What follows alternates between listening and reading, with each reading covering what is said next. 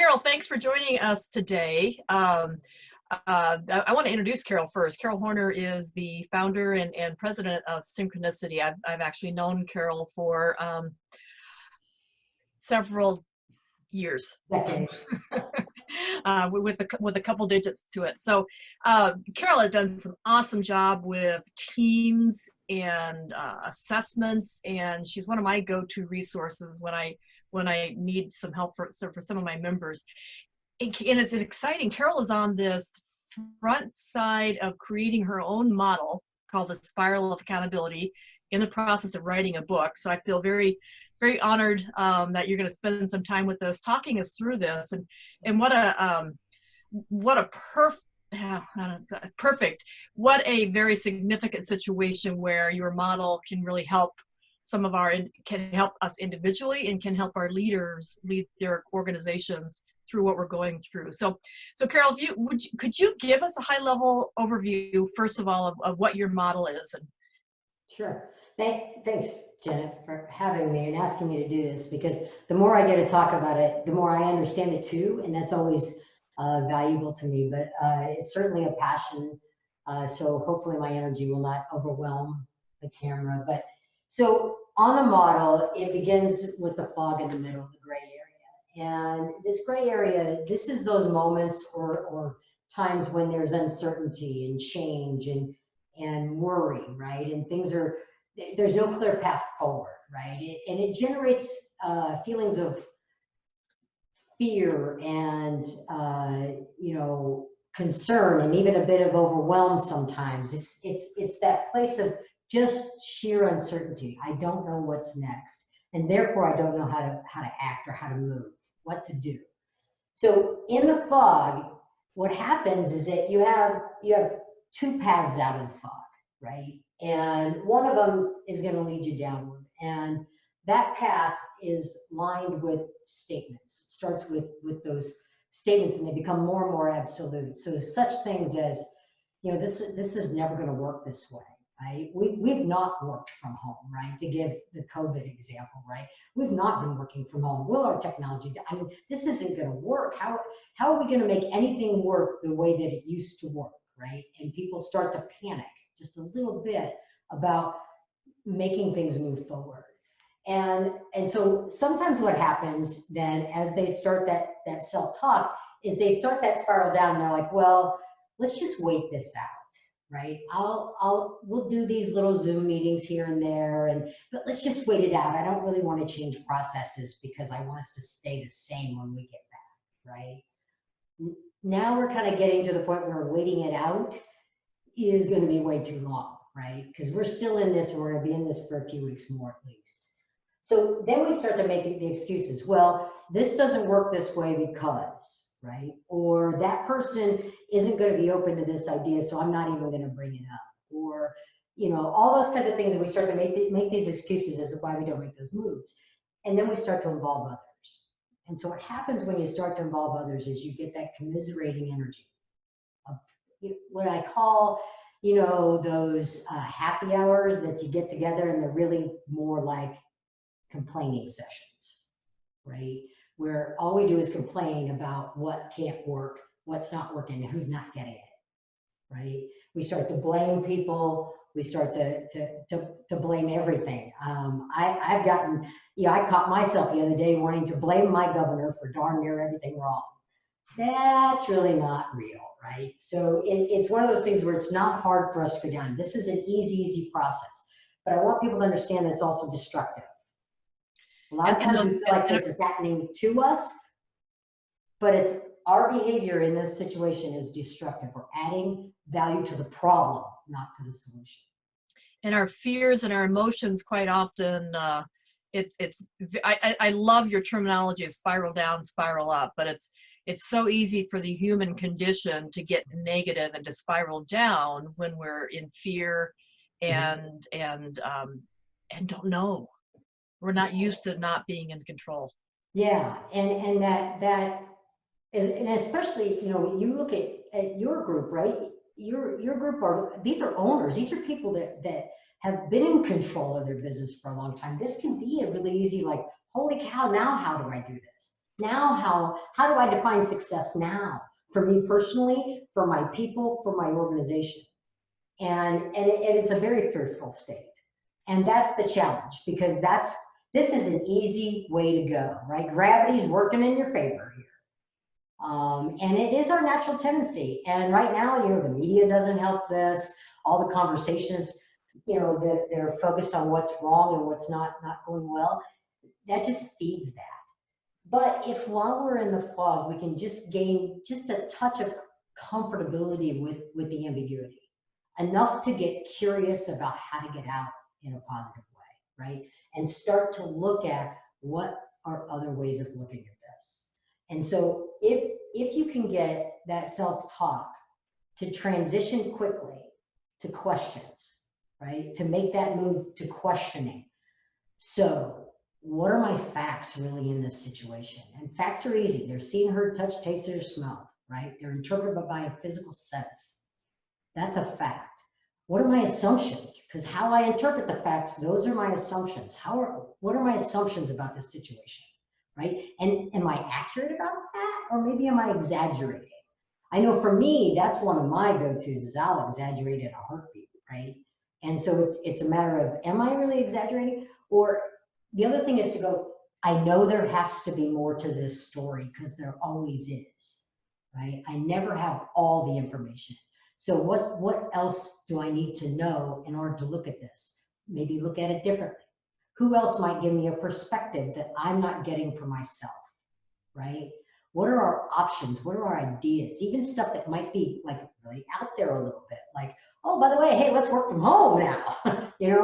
That's kind of a wild idea, and we start to get into that where you're taking that responsibility of finding solution, right? And sometimes, and this is really more for your people, because as the leader, of course, the responsibility is always yours, right? But your people have responsibilities too, and they can take responsibility to bring to you ideas, take responsibility to bring to you their ideas for solutions and ways to collaborate and unique ideas. So taking that responsibility to act on. So even if a company doesn't have that culture yet, that our empowering culture of people taking responsibility, now's a great time. Oh yeah. Because everything is back to level zero again, of the things that we can do and not do. And one of the things I'll add in here that makes spiraling up a little easier is acknowledging that there are feelings in this, right? We're human beings and we have feelings. And so being able to be vulnerable and say, you know what, yeah, this scares me too. I don't exactly know what this is going to look like in the long term, but I have confidence that we are going to see this through and we're going to thrive out of this. We're going to find those ways. And I need your help. And your people will flock to that because they're desperately seeking purpose right now. Yeah, Carol, as we share this with our Vistage community, a couple of things that you said that will resonate very well with them is we come to our peers because there's things we don't know how to think through. Right. And so we have a process of asking questions. So you're, as you were talking about getting out of the fog, you're asking questions. You're talking about getting other people's perspectives.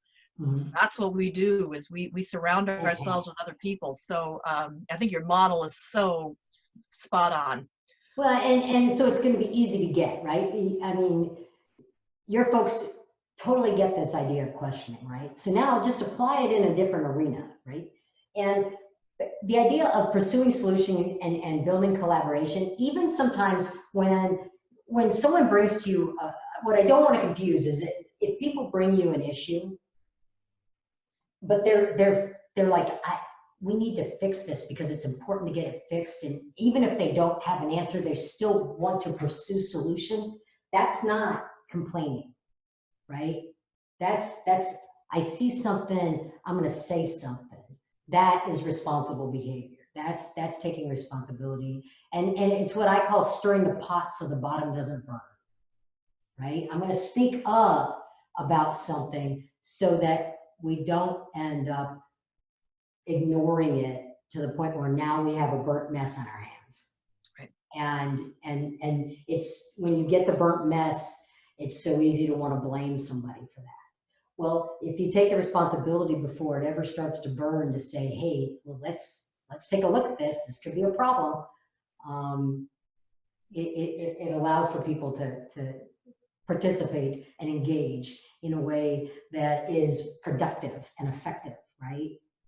And so that's kind of the model in general. And part of what I want to make sure that you understand is that we can go here. This, even though it's a linear looking model, it doesn't really necessarily operate that way because we are human beings and we are complex.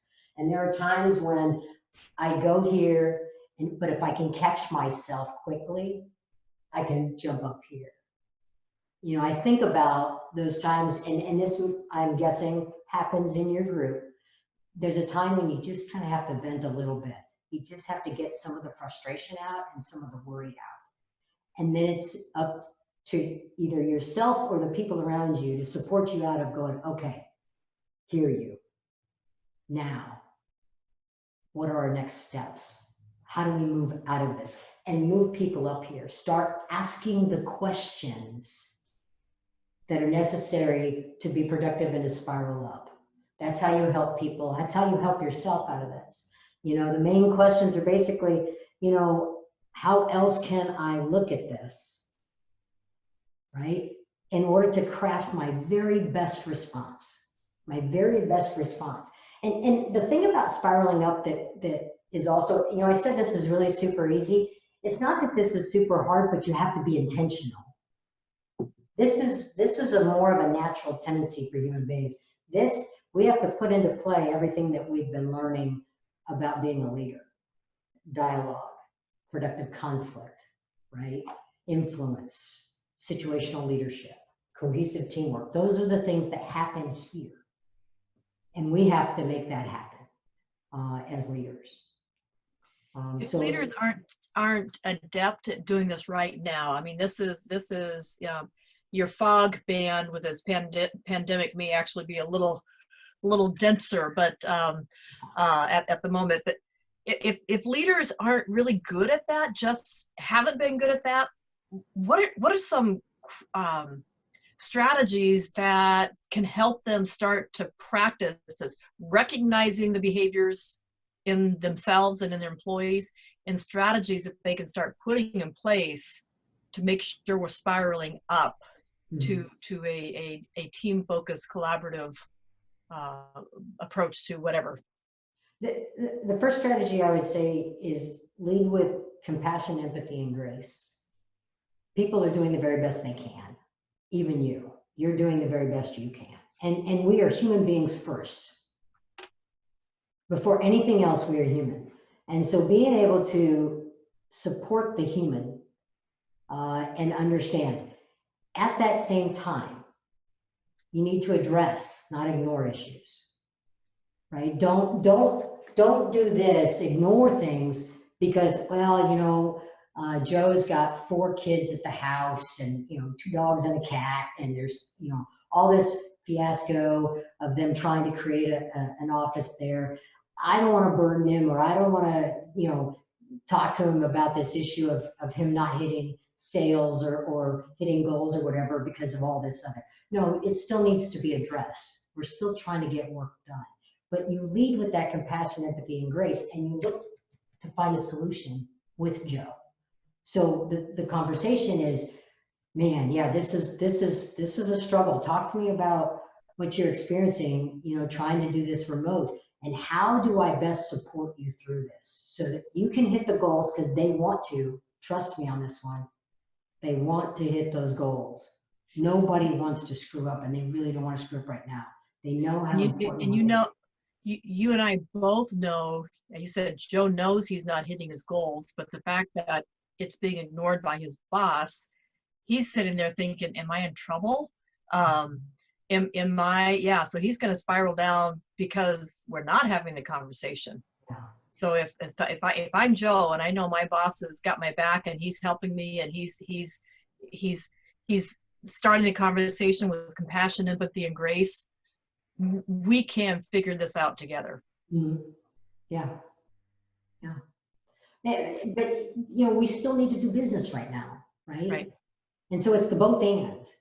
And then that last thing, when you see people doing these behaviors, when you see people going, hey, how else can we look at this? Or seeking more information before jumping to a conclusion about something. If they're trying to gain some collaboration or come up with some unique ideas, you need to encourage that and acknowledge those things when you see them. This is what we want. Yeah, this is great. And then celebrate those, because those are wins and they're important wins. And what's really cool is that when that stuff is happening, and you can start this now, you don't have to wait for everybody to be together and come back and try to gain this. You can encourage, acknowledge, celebrate now, right? Like this was a good win for us, and this is why it was a win. We talk so much about learning from our mistakes. We only learn from our mistakes because we study them. If we studied our successes, if we studied what this looks like, we can duplicate it again and again and again.